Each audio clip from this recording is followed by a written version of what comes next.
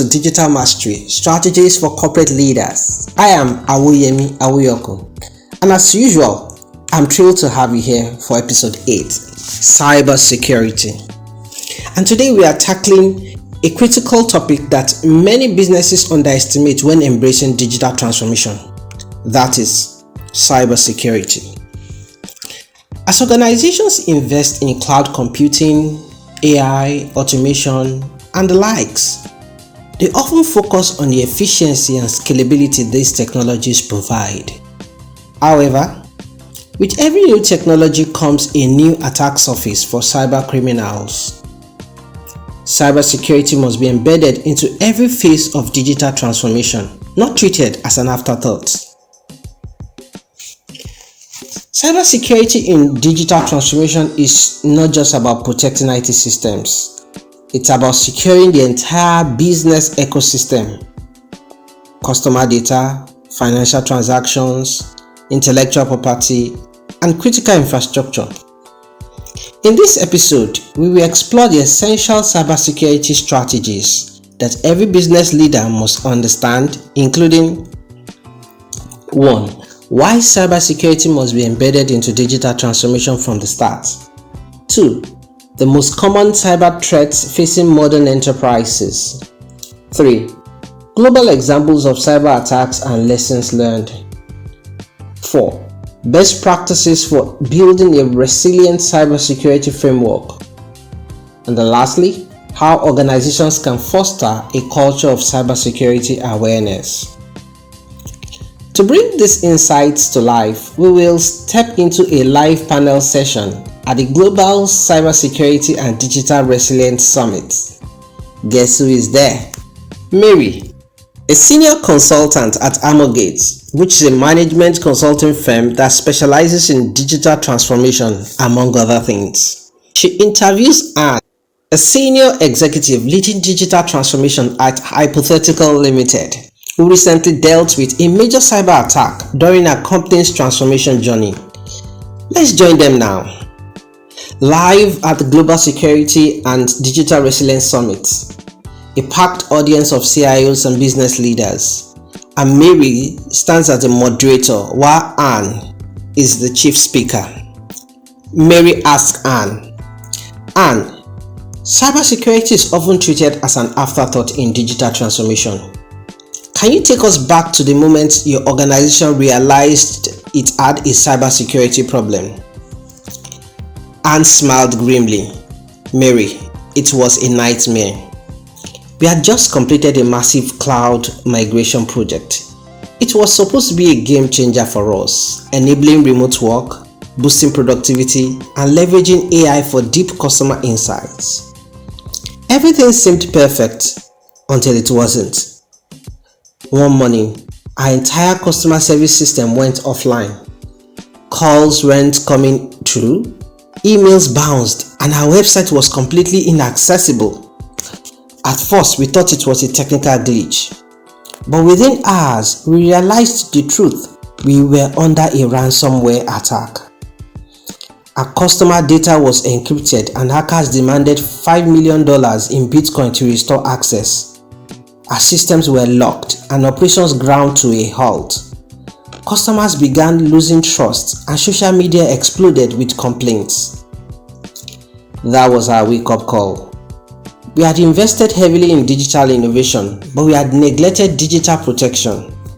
The attack cost us millions in lost revenue, not to mention the damage to our reputation. Mary said, "Oh, that's a harrowing experience, Anne. And unfortunately, you are not alone. Many companies face this kind of cyber risks, especially during periods of rapid transformation.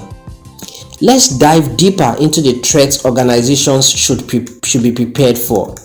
Mary further asked Anne, "Based on your experience and expertise, what are the biggest cyber threats organizations should be prepared for as they undergo digital transformation?" Anne responded, "There are 5 major cyber threats that pose the biggest risks to digital transformation. Number 1, ransomware attacks, where holding businesses hostages. A ransomware is a type of malicious software designed to encrypt files, systems, or entire networks, rendering them inaccessible to the victim organization. The attackers then demand a ransom payment, usually in cryptocurrencies like Bitcoin, in exchange for the decryption key. Ransomware attacks can cripple operations and cause financial losses and damage an organization's reputation. It typically starts with an attacker gaining access to a system through maybe phishing emails or malicious attachments or exploiting vulnerabilities in software or networks. Then once inside, the ransomware encrypts files, databases, or entire systems, making them unusable. A message is then displayed demanding payment in exchange for the decryption key. The attackers often threaten to delete the data or leak it publicly if the ransom is not paid. If the victim pays, the attackers may or may not provide the decryption key. However, paying the ransom doesn't guarantee data recovery and often encourages further attacks. A popular example of a ransomware attack happened in May 2021, where Colonial Pipeline, a US company that supplied nearly half of the East Coast fuel, it fell victim to a ransomware attack by the DarkSide group. The attackers encrypted the company's IT system, forcing Colonial to shut down its pipeline operations for several days.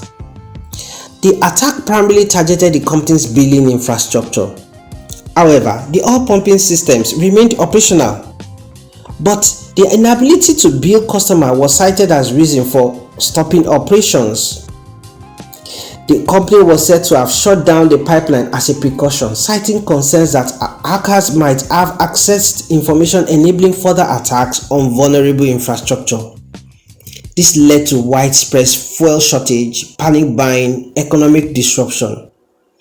Colonial paid a ransom of nearly $5 million in Bitcoin, but the broader impact on supply chain and public trust was immeasurable. The incident also prompted the US government to issue cybersecurity mandates for critical infrastructure operators. The second type of cybersecurity threat is phishing and social engineering. Phishing is a type of cyber attack where attackers impersonate trusted entities to trick individuals into revealing sensitive information such as login credentials, credit card numbers, or personal data. Social engineering is a broader tactic of manipulating human psychology to gain unauthorized access to systems or information. How does it work? Attackers send emails, messages, or create fake websites that appear legitimate. These often mimic banks, social media platforms, or corporate IT departments. The message creates a sense of urgency or fear, such as a fake password reset request or a fraudulent invoice.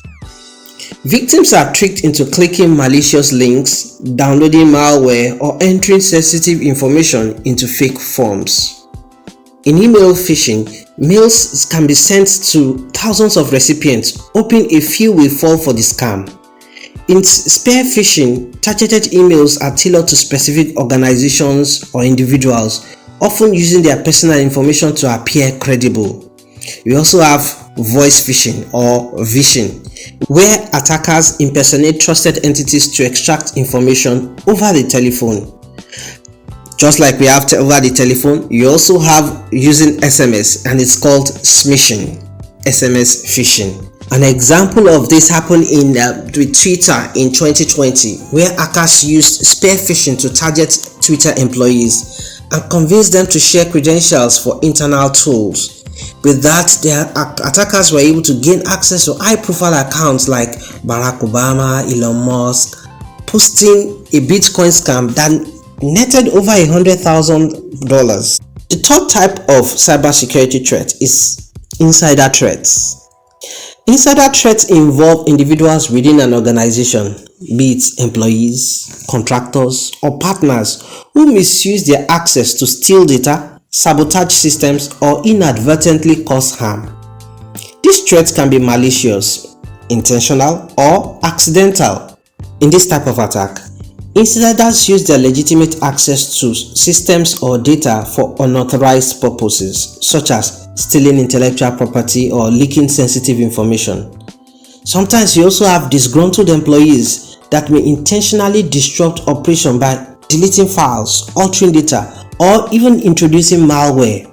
There are also situations where employees may accidentally expose data by misconfiguring systems, falling for phishing scams, or using weak passwords, thereby exposing the whole network or the whole organization's infrastructure to external attack. There was a reported case of an employee of Tesla in 2020 that was offered $1 million by hackers to install a malware on the company's network. Imagine, someone offers your employee $1 million to install a malware. The employee reported the incident, preventing a potential breach. This highlights the importance of monitoring insider activity and fostering a culture of trust. The fourth cybersecurity threat: supply chain attacks. Supply chain attacks target third-party vendors, software providers, or service providers to infiltrate their customers' networks. By compromising a trusted partner, attackers can gain access to multiple organizations simultaneously. How is that done? Imagine this. Attackers infiltrate a vendor's systems, often through phishing, malware, or exploiting vulnerabilities using any of the methods that we've talked about earlier. Malicious code is then inserted into the software updates, hardware component, or services provided by the vendor. With that, when customers install the compromised software or hardware, the malware spreads to their systems. A very good example of this happened also in 2020 when hackers compromised SolarWinds software updates. SolarWinds is a software that is used for network monitoring, which means typically it's installed on the company's network, and the software will typically have access to servers and other infrastructure. Now imagine that it's compromised. Automatically, because it has access to other systems, servers, databases, then it can easily spread the malicious code to all this infrastructure. In this SolarWinds episode, hackers gained access to SolarWinds network. They then injected malicious code into the software update, which were then distributed to customers. The compromised update allowed attackers to gain access to their networks and potentially stealing sensitive data. The breach went undetected for months, highlighting the risk of supply chain vulnerabilities. The fifth type of cybersecurity threat is cloud and IoT vulnerabilities. Cloud and IoT vulnerabilities arise from misconfigurations, weak security protocols, or unpatched softwares in cloud services and IoT devices. These vulnerabilities create new entry points for attackers. Weak access controls, open ports, improperly secured cloud storage can expose sensitive data. The use of default or weak password on IoT devices make them easy target for attacks. There are people that use birthdays, their plate number of their cars as passwords. Those are actually weak authentication types that can easily be guessed by attackers. Sometimes you also have outdated software, firmwares on IoT devices that can be exploited by attackers. And when you're talking about these IoT devices, we can talk about different kinds of infrastructure like routers, switches, firewalls. All this can actually be points of failures that attackers can take advantage of. A critical example of this was a 2019 data breach at a US bank, Capital One, which exposed the personal information of approximately 106 million customers, including their names, addresses, and credit card application data. The data breach stemmed from a misconfigured web application firewall that allowed an attacker to access Capital One's cloud infrastructure. Capital One agreed to pay $119 million to settle a class action lawsuit. Imagine the loss to the company as a result of an improperly configured device, just one single device, and it costed them this much. Mary then asked, "Anne, after your company's cyber attack, you had to completely rethink your approach to cybersecurity. Many companies make the mistake of simply patching vulnerabilities instead of building long-term resilience. What steps did the organization take to ensure this wouldn't happen again? Anne then explained, "You are absolutely right, Mary. Initially, we thought cybersecurity was just about compliance and IT safeguards. But after the attack, we realized it is a business-wide priority that must be embedded into every layer of our digital transformation strategy." We focused on 5 areas that transformed our security postures from being reactive to proactive, meaning we don't just defend against attacks. We actively anticipate and neutralize threats before they happen. Anne explained further, "One of the biggest mistakes we made before the attack was relying on implicit trust within our network. Employees, vendors, and even third-party applications had excessive access to critical systems, making it easy for a hacker to move laterally within our infrastructure. That changed when we adopted a zero-trust approach. Zero trust means assuming that every user, device, and system is a potential threat. No one is trusted by default, even if they are inside a corporate network. Every access request must be authenticated, authorized, and continuously validated. Also, we implemented multi-factor authentication and biometric verification. With multi-factor authentication, it means that it's not just sufficient to have a password alone. Authentication was supported by use of one-time passcodes or biometric scan. I think this is now getting popular nowadays. When you see, you signed into a system, they send a passcode to a one-time code to your email or to your phone number as an SMS. It's just to ensure that we have a more secure system. Also, the concept of least privileged access control. Instead of giving employees broad system access, we limited access to only what was necessary for their role. If a finance employee doesn't need access to engineering systems, then they don't get it. This drastically reduced the risk of internal threats. Also, we've deployed AI-driven threat detection systems. Hackers are no longer individuals sitting in dark rooms. Today, cyber criminals use AI to automate attacks, exploit vulnerabilities at massive scale, and adapt in real time. We had no choice but to fight AI with AI. In the light of this, we had deployed AI-powered intrusion detection systems and automated security orchestration, automation, and response called SOA. Traditional security measures rely on predefined rules, but AI-powered systems continuously learn and adapt. We deployed IDSs that monitor network traffic for unusual patterns such as unauthorized data access or unusual login behaviors. The AI flags this as potential threats before damage is done. This is actually much more efficient than the traditional intrusion detection systems. The third major thing that we did was also to focus on our employees. Saying goes, the strength of a chain is the strength of its weakest link. In the chain of security, humans are usually the weakest link in the chain. Mary then asked, "Anne, most security breaches are not caused by technical failures, but by human mistakes. What did the organizations do to address this?" Anne answered, "Mary, cybersecurity is only as strong as the weakest link, and unfortunately, employees are often the weakest link. Nearly 90% of cyber attacks start with phishing emails or social engineering scams. We have to turn our workforce into our first line of defense." Instead of just telling employees about phishing risks, we conducted realistic phishing attack simulation to test if they would fall for fake emails. Those who failed were required to complete additional training. Also, we ran monthly cybersecurity workshops to educate employees on recognizing social engineering tactics, managing passwords securely, and reporting suspicious activities. Lastly, previously, employees were afraid to report potential cyber threats, fearing they would be blamed. We created a no-blame culture where reporting suspicious activity is encouraged and even rewarded. And the fourth point, endpoint and cloud security.